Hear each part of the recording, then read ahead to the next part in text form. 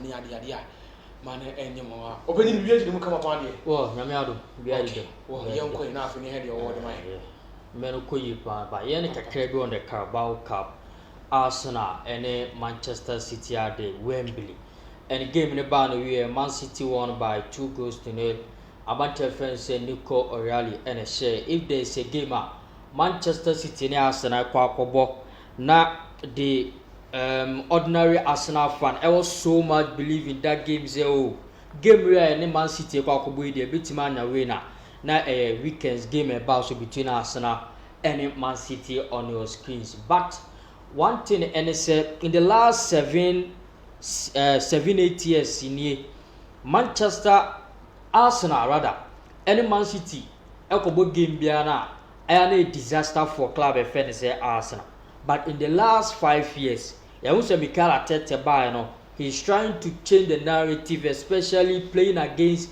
a club by say Man City led by Pep Guardiola so what shall Arsenal previous years in Yehuomo as the nearly competitors and as a team abena bebiano so yeboli gini biana Yehuomo say omo na ya omo tap to so second so under coach say Arsene Wenger or the Arsenal bebo very good football obe raising hopes high say obia so betimi a follow Arsenal bebo ko no say Arsenal betimi win the league no but obo say Jose Mourinho from nowhere Chelsea team na ba win the league no obo say coach say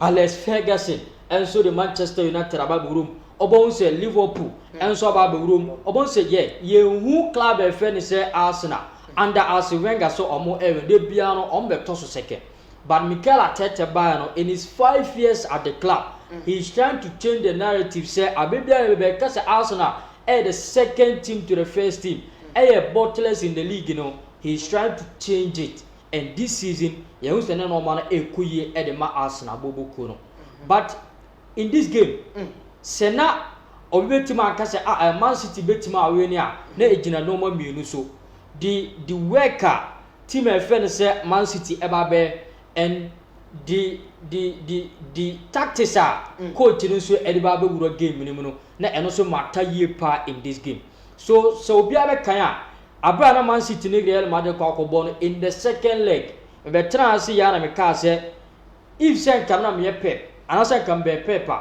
na ke me ka che ne say information or the ball in the first leg on some phone call in the second leg and he did that but one thing and he said Alvaro Arbeloa coach bia about the 4-4-2 system and it's a coach about the 4-4-2 system if so person breaking the 4-4-2 system now you have to play a 4-2-4 system in order for you to break the 4-4-2 system but one thing is Alvaro Arbeloa was very smart to outplay coach Pep Guardiola and also ultimately winning 2 times in our team qualifier.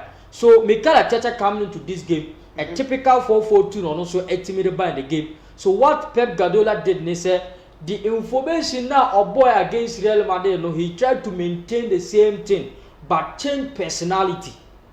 Information one change but personnel so don't board information and osesano in the previous game we saw a ball about to finish Savio but with this Oborian check here at the number 10 and so I share Arsenal team this season Yehu almost say they love to hold the ball in the midfield and do quick transition to the midfield so what he did is say okay Mamin for about to finish Ryan Cherky and the ball in the midfield so Ryan Cherky he have the ability to hold the ball 1v1 situation or very good or very skillful and it's anybody about the number 10 then nasi a ball about to finish Rodri as the lone defensive midfielder said Rodri the defensive work and also the ball no Ryan Cherky can hold the ball in the midfield so that there Timanya a lot of possession in the midfield to outnumber Arsenal bobo no and no and Man City in the game for me I think say tactically na Man City for no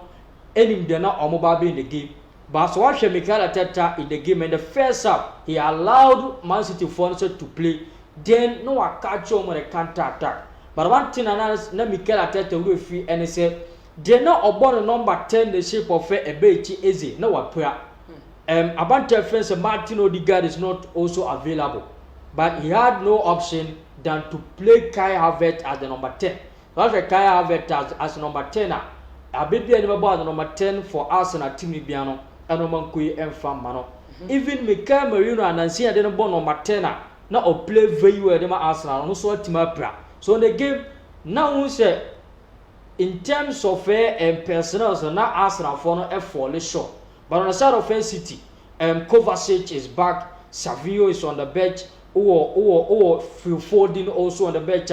In the second half, almost be team of Bomo versus Son of Manadamo. But one thing that Pep Guardiola here and say, then or Abante friend said Duku ebe started. They know a switchy Antoine Semenyo on the right. Okay. But one thing and he said Antoine Semenyo on the right. Let's say we do ball in the midfield, then we do a quick transition from the midfield to the right. And I be able to call Antoine Semenyo. So watch Antoine Semenyo. He's very direct. On certain names say he but he's very direct. Or the ball now, or the ball will push you. And in the first 20-30 minutes, and Hinkapie. And so a yellow card. So at that moment, you know, there were a lot of pressure on Antoine Semenyo, they might incapie on the right side of the defense. Or the ball tatan, sir. And I'm about to corner yellow card. Then from there, in the second half, you saw the ball tatan until Sir Mikel Arteta. Ede Abante friends Ricardo Calafiori, and so Ebaman Fifi, you know, so Ebe very stable. But the moment game you know, in transition, the Mikel coach friends Pep Guardiola ye say a queen, then Oma Abante friend said Antoine Semenyo drive in.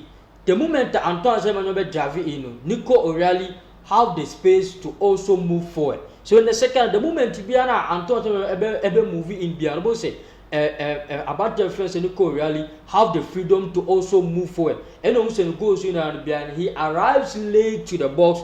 Now on also at Timashe. But I go to that disadvantage of Arsenal and they say it sounds like Arsenal entity hold the ball to do it. Na Emma Abante friend say Saka drop deep into the midfield. Serabe also Arsenal players in the ball. And the moment the ball also be drop deep into the midfield no. Almost say Emma Nico O'Reilly the free opportunity to explore in the midfield of a club friend say Arsenal. Okay. A sad tactics Coach Pep Guardiola outplay Mikel Arteta in the game. For me, I think Arsenal didn't come into the game with a clear plan because with this